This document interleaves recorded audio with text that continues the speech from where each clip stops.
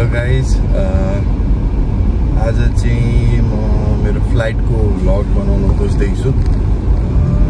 Second flight हो आज, training सुरु भएको सेकेन्ड फ्लाइट भयो। फर्स्ट फ्लाइट चाहिँ अस्ति स्याटरडे थियो, 26 अप्रिल 2025 मा फर्स्ट फ्लाइट थियो। आजदेखि चाहिँ अब अस्ति ओरिएन्टेसन फ्लाइट थियो, आजदेखि चाहिँ मेन सबै कुरा सुरु हुन्छ, training and proper training. Aircraft पनि असाइन भइसक्यो अनि मेरो सोलो उड्नु अगाडि सोलो ट्रेनिङको लागि इन्स्ट्रक्टर पनि असाइन भइसक्नु भएको छ। सो जाँदैछु, भर्खर घरबाट निस्केँ, 8:40-45 भइरहेछ अहिले। 10:15 को फ्लाइट हो। 1.5 घन्टा अगाडि गएर त्यहाँ सबै प्री फ्लाइट इन्सपेक्सनहरू गरेर अनि प्लस अब इन्स्ट्रक्टरले केही ब्रिफिङ दिनुहुन्छ भने त्यो ब्रिफिङ सुनेर बुझेर त्यहाँअनुसार केही गर्नुपर्ने छ गरेर अनि त्यसपछि हामी फ्लाइटतिर लाग्छौँ। एयरपोर्टमा चाहिँ यही साइडमै छ, तर अब मेन गेटबाट जाँदाखेरि चाहिँ घुमेर अलि पर गएर घुमेर छिर्नुपर्छ।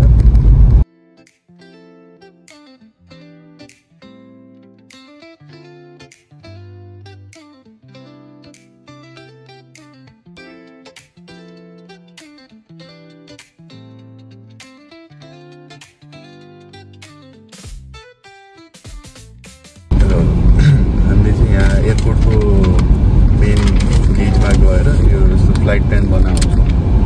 फ्लाइटको सबै कुरा डिटेल्स यहाँ लेखेको हुन्छ। यसको चाहिँ 2टा कपी बनाउनुपर्छ अनि 2टा कपीमध्ये एउटा कपी चाहिँ उहाँहरूले राख्नुहुन्छ, नेसनल पुलिसले राख्नुहुन्छ।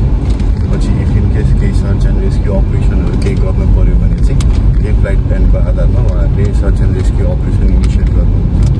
अनि यसरी यहाँ चेक भनेर स्ट्याम्प लगाएर साइन गरेर दिइसकेपछि चाहिँ अनि यो लगेर हामीले हाम्रो इन्स्ट्रक्टरलाई दिनुपर्ने हुन्छ।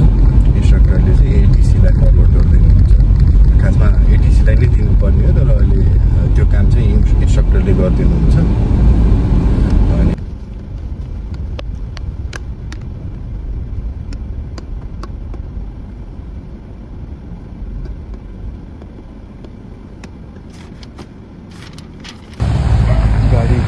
त्यो पछाडि पार्किङ गरेर अब यो हामी मेन गेटबाट चाहिँ छिर्न मिल्दैन, पछाडि छुट्टै स्पेस छ, त्यहाँबाट छिर्नुपर्छ। त्यो अगाडि गेटमा गार्डहरू बसिरहनु भएको हुन्छ, उहाँहरूले चाहिँ हाम्रो आइडीहरू, एयरपोर्ट पास प्लस यो ऱ्याम्प भेस्टहरू चाहिँ लगाएकै हुनुपर्छ। त्यो लगाएको छैन भने चाहिँ भित्र त्यो छिर्न पाइँदैन, ऱ्याम्पमा उता जाने ह्याङ्गरमा जान पाइँदैन। भित्र हो रोयलको ह्याङ्गर यहाँ छ, यता हाम्रो फायर ट्रकहरू छ।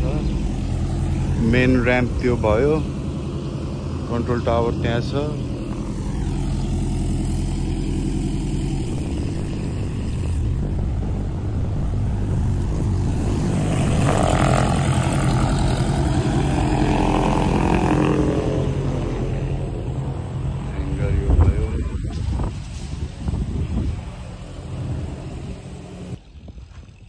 मेरो चाहिँ प्री सोलोभरि उयोवाला एयरक्राफ्ट असाइन भएको छ, RPC 860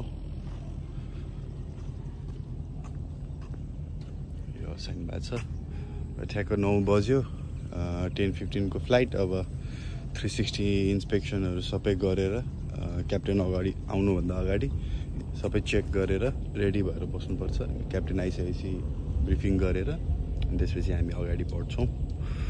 एयरक्राफ्ट यस्तै छ, यस्तै एयरक्राफ्ट।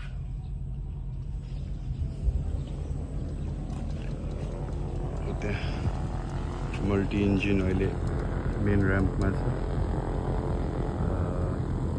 अर्को एकजना पर रनवेमा जानलाई वेट गर्दै हुनुहुन्छ।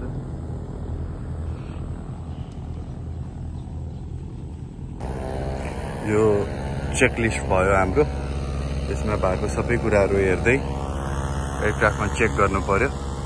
अब पहिले उडाइरहेको साथीहरूलाई चाहिँ सबैलाई यादै भइसक्यो, चेकलिस्ट बिना पनि गरिरहनु भएको हुन्छ। उहाँहरूले टक सबै कुरा याद गरेर नि चेकलिस्ट म्यान्डेटरी त म्यान्डेटरी नै हो।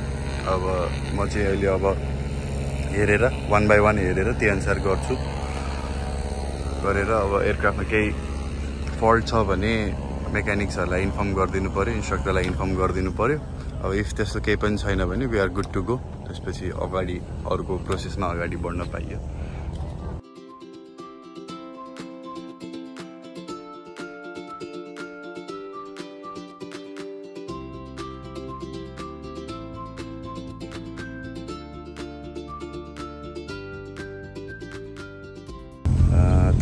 चेक अन अलमोस्ट सबै कम्प्लिट गरिसकेँ चेकलिस्टमा भए जति अनि यताउता अरू कुराहरू पनि हेरिसकेँ टायरमा अब यो त्यो सबै चेकलिस्ट अनुसारले गर्मी छ लास्टै गर्मी घाम छ माथि पसिनै पसिना भइरह अब टाइम अलिकति अझै बाँकी छ इन्स्ट्रक्टर आइसक्नु भएको छैन इन्स्ट्रक्टरलाई वेट गर्छु